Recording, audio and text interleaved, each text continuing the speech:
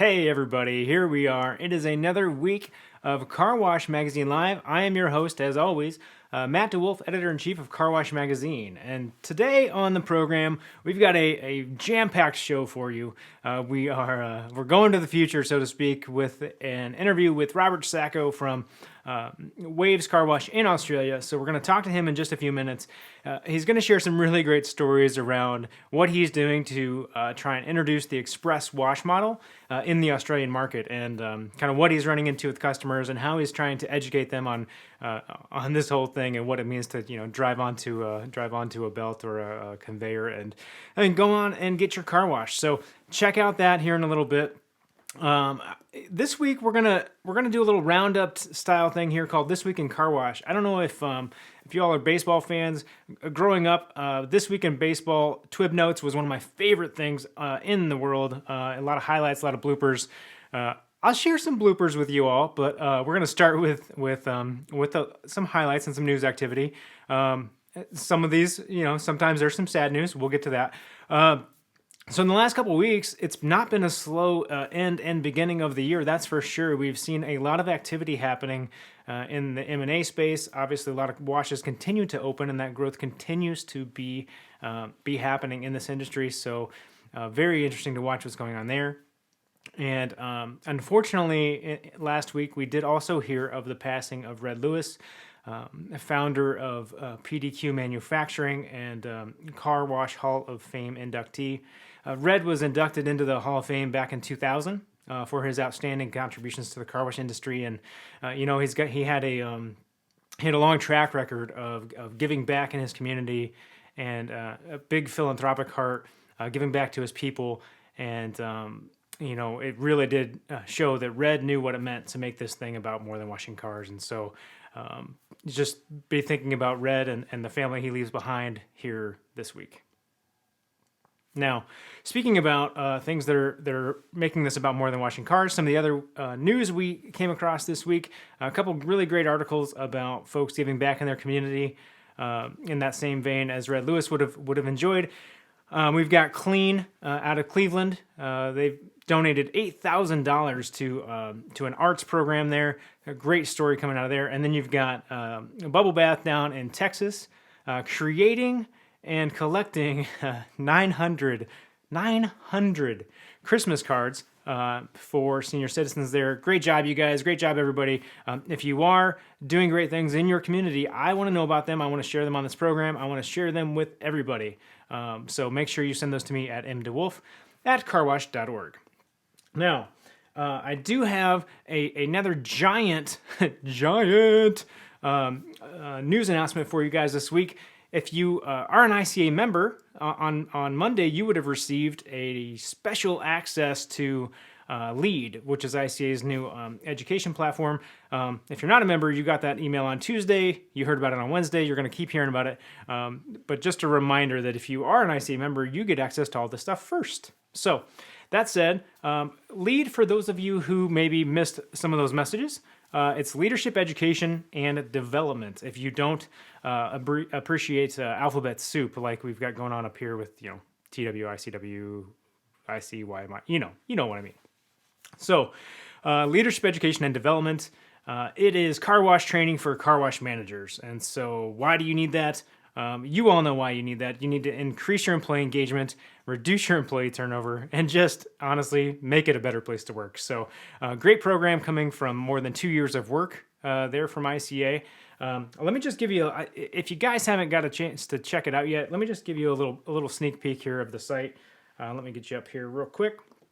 So carwash.org/lead for all the information you want to get on this program. There's a lot out there. One of the things I really want you guys to realize here, I said it, 2 years of work, but here's the big thing, right? Validated and tested with some of the world's leading car wash organizations. That's huge. This stuff is car wash specific. It's putting people in real car wash scenarios. It's not the off-the-shelf stuff that you might find with some platforms that are just talking about leadership in general terms. Instead, what you're getting is car wash specific training for your car wash managers that they can really take back into the business and have an impact right away. So Really great stuff. Carwash.org/lead. If you want to get more information about that, I encourage you to. I think it's awesome. But you know how I am. I can be a little biased sometimes. Okay, friends. So in case you missed us last week, and I don't know why you would ever miss one of these shows, but in case you missed it, we had a special state of the industry style show. I was calling it the State of Things because that sounds fun to me. And we had Eric Wolf, CEO of ICA, on. We had Ken Luttrell, ICA board president, on to talk about kind of what's coming up in 2021, how the association has pivoted, what's kind of coming, and we got real jazzed about the Car Wash Show 2021 coming to you in November in Las Vegas. I'm really looking forward to seeing all of you there instead of through this lens. So that's going to be really exciting. If you guys maybe you can't sit around and watch shows all day, and you need to maybe listen to that in a podcast. Guess what? You can do that. Carwashthepodcast.com has that for you, or iTunes or Spotify, wherever you're consuming your podcast content. That's there. This most recent episode is the audio-only version of the State of Things. So make sure you check those out. Okay, friends, we've got we've got my favorite segment and yours. I gave you guys a little bit of a break from this because we had a couple of things going on and some holidays, but it's back. We got jokes. Here we go. Okay, so this one's a good one, guys. I like this one a lot. Okay. Ready? Why is Peter Pan always flying? Because he never lands. Oh, you guys. Oh man. I love that one because it just never gets old. Oh, that's a twofer. There you go. All right. Send me your jokes if you are done with mine. Even if you're not, send me your jokes into wolf@carwash.org. And now, without further ado, let's get into this tour, shall we?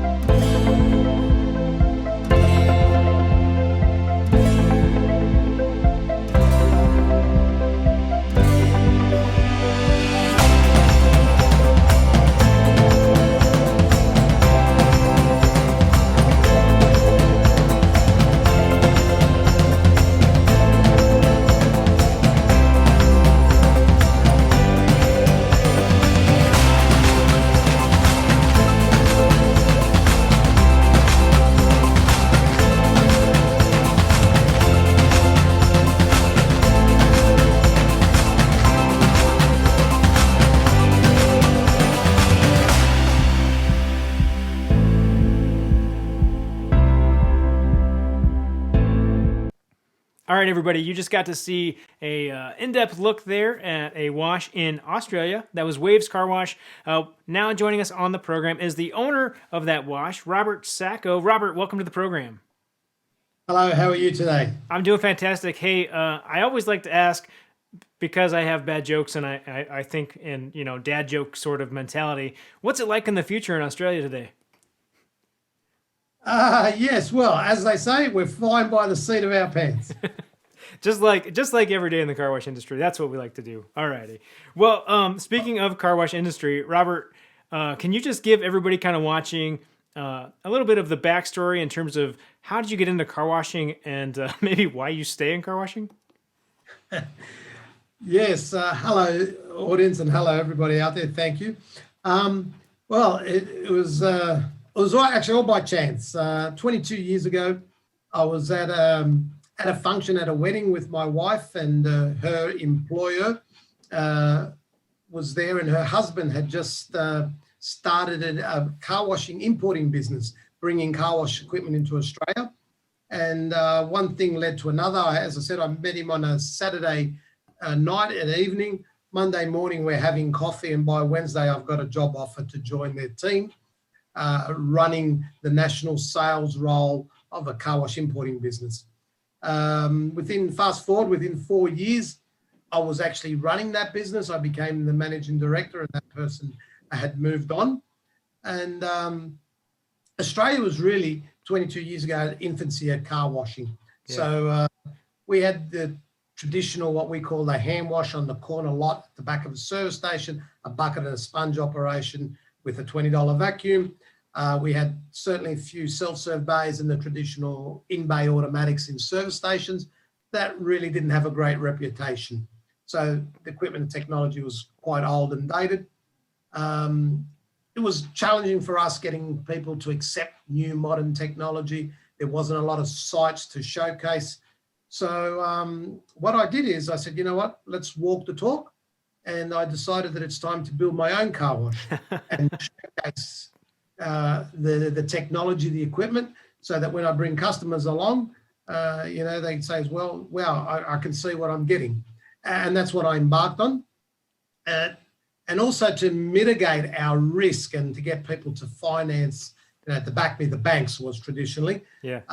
What I did is I actually was quite innovative. We actually put a car wash on the roof of the building. So we built a ramp because the block was on an angle on a slope. It enabled us to get street exposure on one side of the street. Yes. And then on the side, we put a mechanic shop downstairs, an auto parts reseller and a tyre shop.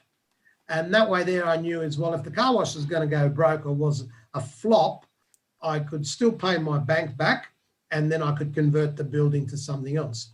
So we put in self-serve bays, in-bay automatic, and a cafe. In Australia, hand washing cafe and automatic equipment was a big thing where it was introduced that people come around, sit around, spend an hour or so, killing time and quite happy to watch their cars being sponged and washed and cleaned. Very quickly, I learned that was not very profitable. In the sense is our labour component's already probably not one of the highest in the world. Yeah. And guys dawdling around cars is not a very efficient way of making money. So even though we had an in-bay automatic, we're producing a car every 10 minutes and then investing another 30 minutes of vacuuming and then sponging and cleaning. It was an hour exercise. So it was very hard to be efficient. Yeah. So we realized very quickly that we've got to find a better way. And so I embarked in adding tunnels to our facility. And we actually ended up buying a site in the city that was an original prototype car wash site. It was one of the first Hannah sites in Australia. Nice. Back, and it was built in 1960 on an Esso service station. And it was a tunnel site. It was quite a long tunnel site. It would have been maybe 50 metres. That's close to 150 foot, as they would say, with very old archaic hydraulic equipment, but it served a purpose. So we bought that site, and that was really our first venture into processing cars. And boy, did we learn. So equipment, we put in new tunnel equipment, and that's where we really started our venture of processing cars and understanding what's needed to do volume. Yeah, Robert, it sounds like you came to the realization that that many do over time, right? They do some full serve. They like the idea of getting a nice clean car that way, but at some point they got to either go all in on the labor and own it, or you got to make the switch and get to volume and be able to handle that volume. And it sounds like we know which way you went based on how you talked about the hour-long cafe experience. So tell me a little bit more about what was it about that need to process that volume for you, or what was it that you saw as sort of the opportunity in that Australian market with bringing this express concept and bringing more tunnel operation as opposed to the traditional kind of in-bay and the full serve clean on the inside and all that kind of stuff? Well, I think that in Australia, car washing still, compared to the European and to the American, Canadian market, it's still at the infancy, purely as in the availability of these type of facilities. So there's not many of them around. We certainly have a lot of self-serve. We've got a lot of in-bays in service stations, and But the tunnel wash and the express model is really at the infancy. So it's an education process, and what I've whether it's by chance or just by stumbling across it, what I've felt is that the self-serve customer and in-bay customer understand why they're going to the car wash. So what we do is we've created a situation where we've got like a wash depot where we've got customers that are coming to the car wash and have traditionally come to the car wash. And what we've done now is added another service to our offering. So by adding another service, we've got a customer that understands that they need to wash cars, and by making it available to them, then we are relying on the fact that we can convert those customers or introduce those customers to a new style of washing. So that is certainly a challenge in educating the customers, to the point where in the new site, I actually sit in the car with customers and take them through a 4-minute ride in the tunnel, some of our key customers or new customers that are a little bit apprehensive or don't understand. So traditionally, we haven't had people get on a conveyor, whether it's a flatbed conveyor or chain conveyor. So there's a lot of resistance. They feel it's intimidating for them, and they panic. So it's really, we're starting back from where America was 30 years ago, literally. So but it's exciting. I say there's an opportunity, and people are taking to it like ducks take to water. Well, you know what's interesting for me hearing you talk like that, I love that idea, by the way, of like going through the car with people. I'm not sure how many people would let us do that necessarily in the US these days, but I think that's a really interesting way of introducing the concept for people. We might benefit from it even in a more established express market, because guess what? People are still intimidated by that conveyor process, and it's still a little uneasy, and it's still every day, every Saturday, right? People are washing their cars, they're going through the conveyor, and guess what they do? They jump the conveyor because they hit the brake, or they still can't remember to put it in neutral. Put the car in neutral, guys. Come on, we can do it. Everybody together. So I think there's quite the uphill battle. But I love that concept. What other things have you sort of learned along the way as you're introducing kind of this express conveyor model into the Australia market? What's sort of helping you introduce it, or what's maybe like easing that burden for the customer? Look, we do a lot of video footage. The customer really doesn't understand, and that's our biggest challenge, is try and explain to somebody what Unlimited Wash Club is all about in a flyer or in a social media post, etc. They just don't get it, because it's a completely new concept. What's been successful for us, and what I'm using, the analogy and I draw, and people are getting it, is I use the gym, or traditionally now what I'm saying that works very well for us is I call it the Netflix model. And when they hear Netflix, they understand, okay, it's subscription. And then what we talk about, this is what you do, because traditionally in Australia, the customer would leave their car at the front of the conveyor, get out, go sit in our cafe, hang around there between 30 and 45 to an hour minutes, and then collect, and then we'd open the door like a full valet service, full service site. Now what we've done is we've said to the customer, no, you stay in your car. So we've tricked it up with all the lights and the foams and the experience to make it engaging. We've painted in black tunnels and changed the lights and play with it. And so it's all about what I call the FFE. It's the family fun experience. So we're really concentrating on saying it's about this experience. Get in, stay in your car. The first time, it's absolutely, when you have the car wash equipment, we use the WashTech equipment in our tunnels. So it's a little bit different to most of the American equipment, where the brushes and things are coming closer to your car, and the dryers are contouring, etc. So for first-time users, they hit that panic button. They just don't know.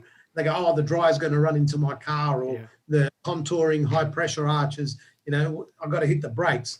And again, now we're up to our third tunnel. We've gone into the flatbed conveyor, which is the STI twin track, and that has changed, made it much easier for our customers, where if they do hit the brake whilst they're on the wash conveyor, it's not such a big issue. If it's it's easier for them to get on. Very hard to try to guide them to get onto 16 inches or 14 inch of track, where now we've got more flexibility. Yeah. So I think that the technology has enabled us operators to make the transition and the education easier for the customer. However, the customer, it's an ongoing education. I get them in there. My strategy is engage them. Don't give it away, because I used to give it away, and it would only get what I call the tire kickers in Australia. They'd come in, use it, and then you'd never see them again.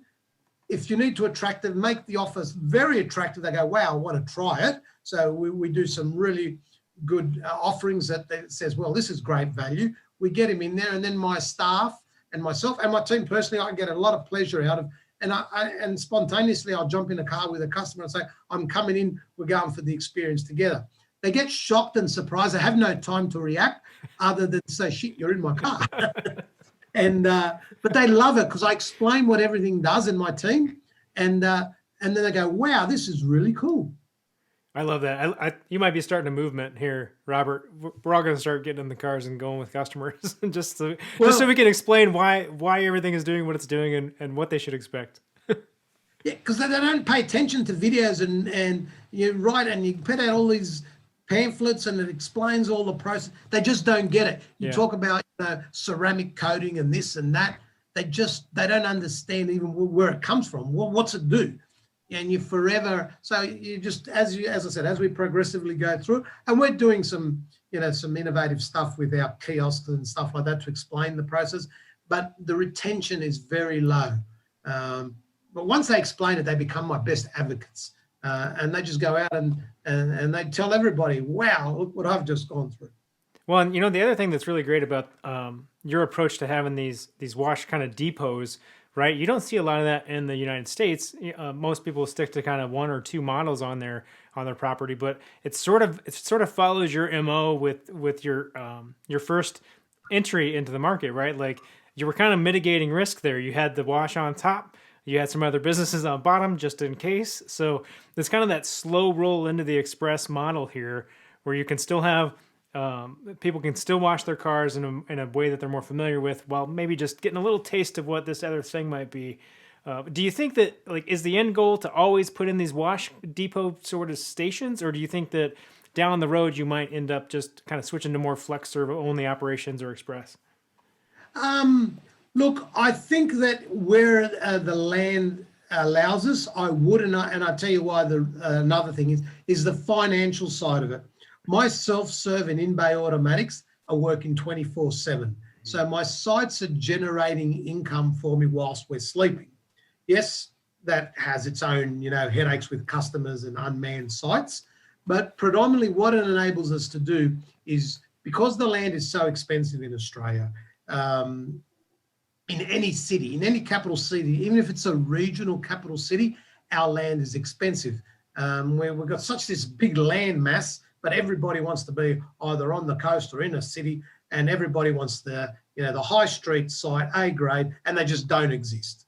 So in order for us to make it work, and as you see with Philip, we've had to put multiple services on the facility just to pay for the land. So, we've got a service station, we've got a drive-through fast food, we've got 2,000 square meters of office space above, we've got a car wash, we've got so what happens is dog washers, cafes. So we've got all these, what I call income producing avenues, so that customers come to us because we're a destination, we're a convenience, and it also allows us to mitigate our risk because of the high cost of entry.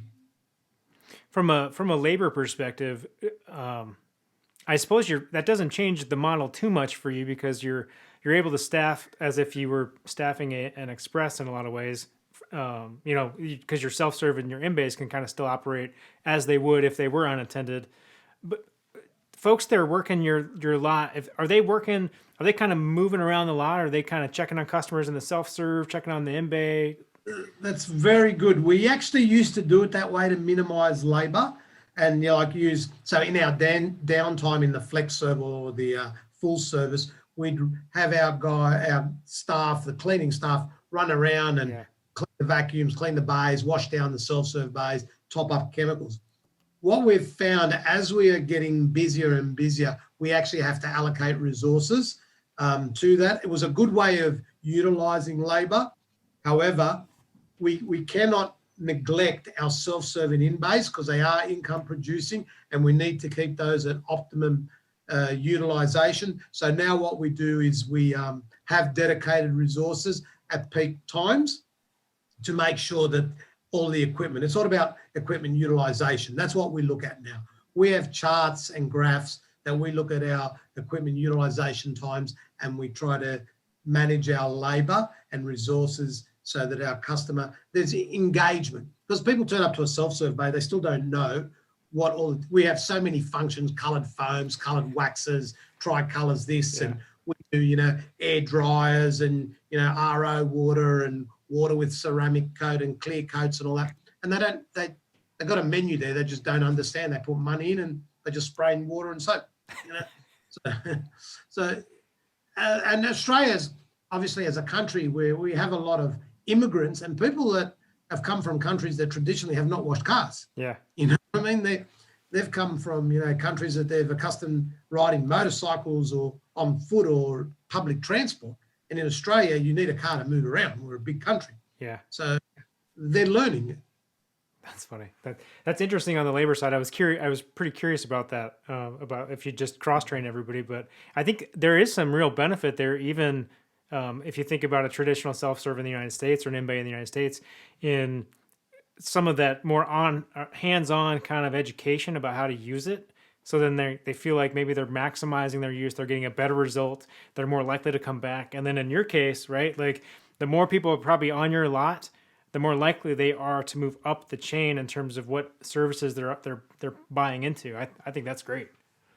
Yeah, and what we do is we have our team leaders, and which we don't call them salespeople, but we call them our team leaders, that we send them out into the self-serve lot in the in-bay, and we give out flyers, and we'll have an incentive, and we'll say to that customer, have you ever tried our flex serve, our new flex serve? And they go, no, have you heard about it? And that's a lead in. Straight away, we give them a brochure. There's an incentive for them to use it. And so if they're traditionally using our in-bay, we'll price our tunnel below our in-bay because we know our in-bay is going to get used anyway. So what we do is we do an attractive offering and say, do you realise if you join club, you can go across and use our tunnel facility, and once they experience it, they really enjoy it. They really like it. Now, I love what you guys are doing on that front. Like I said, I really like this Wash Depot concept. That's really, really cool to me. But I think that you guys have taken it a little bit further in terms of just kind of innovating in your systems. You're doing some stuff with your entry kiosks and your LPR and all of that sort of side of the business. Can you just talk a little bit about what you're doing there and what you've kind of had to kind of learn on your own and develop on your own? Yeah. Australia's a long way from everywhere. People don't realise how far away we are. We are isolated and a little bit insular. As I said, I've been in the industry 22 years. I've been coming across to all the shows. I love the networking and talking to the various suppliers. And I've always asked them, we want our own software, number plate recognition. And about 3 years ago, or it's probably maybe 5 when we started looking at building the new sites, etc. We knew we needed better technology.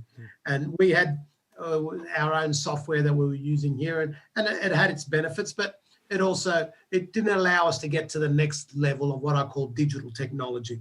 So I embarked 3 years ago, and I employed, and it was only by accident. My youngest son had been going to school with this other boy, his schoolmate, and I kept on talking to this dad, and he was a software developer. And but the penny never dropped, it never clicked.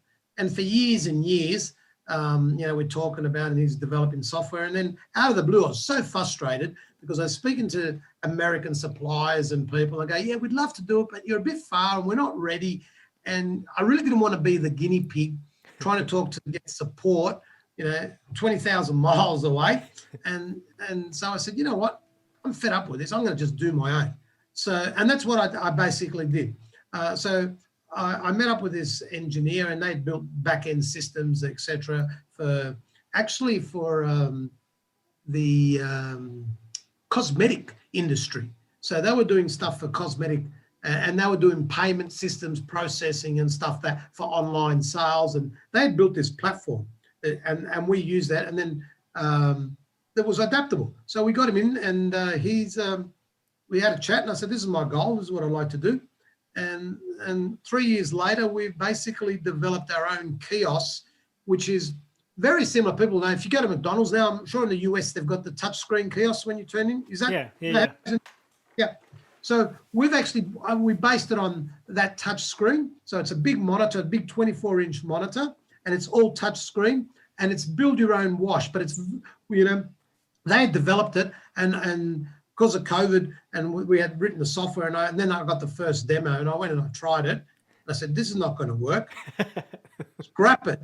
The customer, like, it was 10 strokes of bang, bang to get a car wash. I go, forget it. Nobody's ever going to use this. So anyway, I sent them all running like cats and mice, and I said, forget it. We've got to start again. And I said, mate, if there's more than 3 keystroke entries, that's too much. If a dumb person like me can't use it, then nobody's going to use it. So, and that's the principle I use. And we've built this model that's really simple. So our regular club members or customers come in, the number plate, as everybody knows, number plate reads the car. The kiosk is the facility that upsells, but it doesn't alienate people. So you go to McDonald's to try to buy a coffee or something, it alienates you to try to get a coffee because it asks you 1,000 questions. Where we've written the program in such a way that you can customize it, and it makes it easy. So we've adapted that digital technology, built it locally, and my medium-term plan is to actually make this technology available globally to the market, because I think we've introduced a platform that we've designed it in such a way that is very customizable to local cultures and the way operations work. But again, it's all about that experience. You can go online, sign up to our club, be in our wash in less than 2 minutes, and it's active across all our sites in Canberra. So we have 3 unlimited Wash Express sites, and you can. It's very streamlined. It's seamless. You can do it on your phone, on your computer, a mobile device. You can sign up for weekly, fortnightly, monthly, quarterly, annually. Pay it online. It's all subscription based, and it's easy. I just solve the frustration. That's what I've tried to do, because we did Wash Club with a piece of paper, filling in the form initially. The take up was very poor. People didn't like writing on forms. It wasn't engaging. What we've done now is, it's no different. You sign up to your gym membership, buying your Netflix online, paying for your Apple storage, whatever your cloud, whatever. It's that quick. That's easy. It's very simple. I love that, Robert. I think the moral of this story today is be mindful of the happy accidents here. I mean, you got into the industry by accident. You've developed your own basically payment system kind of by accident. But here you are, and seeing great success in Australia, and major player in kind of introducing this new wash concept. So that's really awesome. I want to ask you one more question before I let you get back to the business of washing cars. What are you looking forward to in 2021? What's got you excited? What are you kind of watching? Look, 2021, I really want to bed down our software so we can actually get it to a commercial level. I think that's important. But one of the key things is, I would like to introduce into Australia what they have in America, and they call it the Car Wash University, is the professionalizing of the business. I'm all about systems and processes, and the one focus that I really want to do is, we need to become an attraction business for the labor force, as in attracting people, smart people to join our business. I think globally the industry probably suffers with that, is to become an attraction industry. But I believe with digitalization technology, we're able to attract youngsters and people that want to come in the game and see a career path, because it is exciting. You know, like we've got marketing people, we've got IT people, we've got logistics people in our business, we've got accountants and social media. So there's an array, there's a smorgasbord of people, but it's really hard to attract those people to join our industry. So that's one of the things that I really, we've got our 3 sites and we want to grow and I want to become a national player, etc. But I want to bed that down so that gives me the platform to go in confidence and build our brand and have this awareness in the marketplace. Number one, that the customer knows when they turn up to a Waves facility, they're going to get a consistent wash. It's a quality wash. We're very proud of what we've got there. They're not going to some dark car park with a bucket and a sponge, or the back of a service station. The car disappears and then it comes back miraculously. With us, it's always engaged in the customer. Everything's on display. It's like you're in a glass fish pond. So that's what and when the people invest in the industry like that and have these, what I call showcase sites, we're only building the industry and allowing the customers to see that, hey, this is a cool industry and I'll take my car there. So that's my focus for 21. Yeah, that's great. I think it's seeing really professional operations is one key component to getting people attracted to the industry. I think that, and you know this better than most, once you're in the industry, you don't really leave. I mean, there's just something about it. Chemicals in my veins. Yes. I've been doing it for 22 years. Yeah. I got certificate on one side, pre-washed in the other. It's crazy. Here to stay for sure. Here to stay. Well, Robert, I want to just say thanks so much for joining us today. It's been awesome for you to share a little bit of your story with everybody. I think everybody's going to get a kick out of it. So thank you so much for joining us. Thank you, Matt. And I want to say a cheerio out there to everybody in the car wash world, and thank you for what you're doing, because we're miles away, but I think the industry, everybody looks for ideas and innovations and a platform to share. That's one thing that I really love about this industry, and what keeps, I think, the industry engaged is, yes, we try to keep our little secrets, but really we don't, because we share it, because we're so proud of what we've achieved that we want to go out and broadcast and tell the world. And that's what I really like about the industry, is that everybody's forthcoming in giving and sharing their successes and their failures and helping the industry grow, because that's going to be good for everybody.